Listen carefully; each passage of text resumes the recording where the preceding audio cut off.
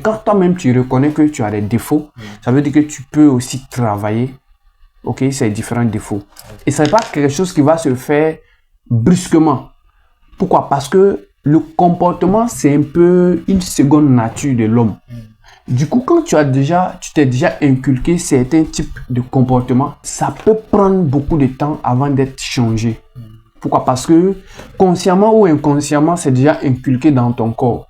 Et c'est pourquoi vouloir changer sur le champ quelque chose forcément, ça peut te faire prendre peut-être même un coup. Mais ça se travaille parce que tout est question de psychologie. Donc, ce que tu vas faire, tu m'as dit que tu as une mauvaise gestion financière. Par exemple, le deuxième livre que je t'ai conseillé, c'est un livre qui va t'aider à déjà développer ce point-là. Ça, c'est un premier fait. Maintenant, la question des gestions. Moi, on a eu à échanger une fois ici déjà. Et normalement, tu dois véritablement pouvoir maîtriser la comptabilité de l'entreprise. Quand il y a sorti, tu sais pourquoi est-ce que c'est sorti. Voilà à quoi ça va servir. Voilà ce que ça va nous rapporter. Et ce que tu dois aussi savoir, c'est que l'argent de l'entreprise n'est pas forcément ton argent. Ce n'est même pas ton argent. Tu comprends un peu? Parce que quand on est entrepreneur, même quand on est le leader de l'entreprise, il faut d'abord toi-même te fixer un salaire.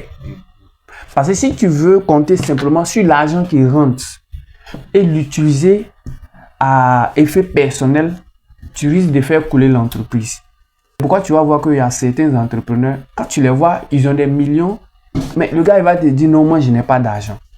C'est surprenant. Tu dis mais comment avec tout ce patrimoine là, tu dis que tu n'as pas d'argent. Mais c'est pas comme sur son plan actif, il n'a rien. Non, son plan actif, il est peut-être même multimillionnaire. Mais qu'en est-il sur le plan individuel? Puisque l'entreprise ne l'appartient pas. L'argent de l'entreprise, c'est pas pour lui. Parce que lui-même, il se fixe un salaire. Ce qui permet en sorte que lui, il se concentre seulement sur ce salaire-là pour tout ce qui est comme besoin personnel. Maintenant, tout ce qui est comme autres fonds, ça c'est utilisé soit pour réinjecter dans l'entreprise, soit pour avoir du stock, peut-être pour créer d'autres choses, pour faciliter certaines choses, peut-être pour acheter des motos, pour permettre à ce qu'on puisse faire certaines courses ou bien certaines activités dans l'entreprise. Mais toi, tu gardes ce salaire. C'est dans ce salaire-là que tu vas chercher à manger, tes petits besoins. Si tu as une famille, c'est là que tu l'entretiens. Voilà, si c'est la petite aussi, c'est là-bas que tu dois gérer la petite. Mais il ne faut pas mélanger pour prendre dans l'argent de l'entreprise. En fait, si tu as réussi à pouvoir définir les choses de cette façon, ça va beaucoup t'aider.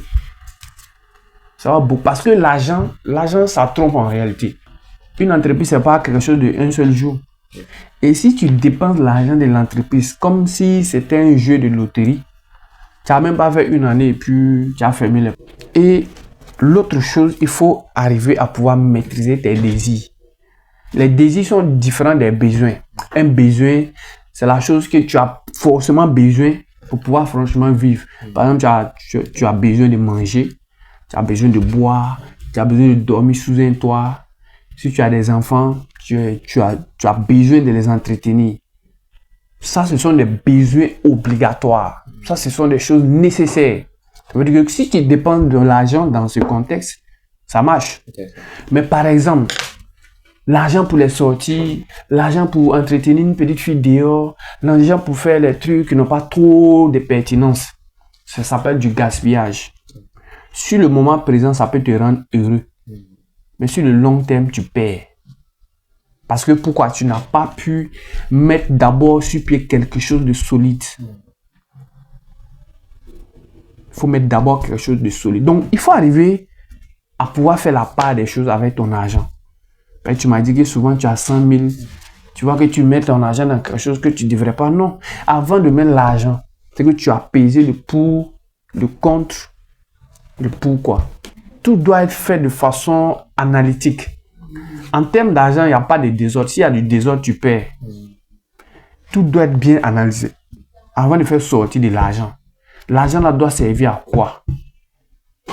Est-ce que c'est un risque que vous allez prendre?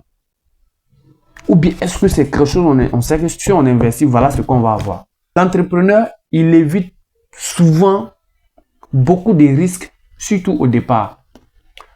C'est quand on grandit, l'entreprise grandit à un certain niveau, qu'on peut prendre certains risques. Tu es d'accord avec moi? Par exemple, il y a des millionnaires aujourd'hui, ils peuvent décider même de mettre 100 millions peut-être sur une meuble. On ne sait jamais. La chose peut mal se passer. Mais cela ne va pas faire qu'il perd son patrimoine, sa richesse. Il sait que 100 millions, c'est rien comparé à ce que lui peut avoir dans d'autres actifs. Ça, ce sont des risques qu'on peut prendre à ce niveau. Pourtant, quand tu es au début de l'entreprise, de la boîte, il faut minimiser véritablement les risques. Les risques trop élevés, il faut les réduire. Est-ce qu'on se suit? Il faut réduire au maximum ces risques-là. Parce que quand on est au début, là, la chose dont on a besoin, ça s'appelle le cash. On a besoin du cash. C'est-à-dire que on doit avoir l'argent. Ça doit être là. C'est quand on finit la journée, là, quand on fait le point, on sait qu'on a un cash. Ça, c'est très important, surtout au début. Donc, ces aspects-là, il ne faut pas les négliger. Et toi-même, il faut arriver à te contrôler.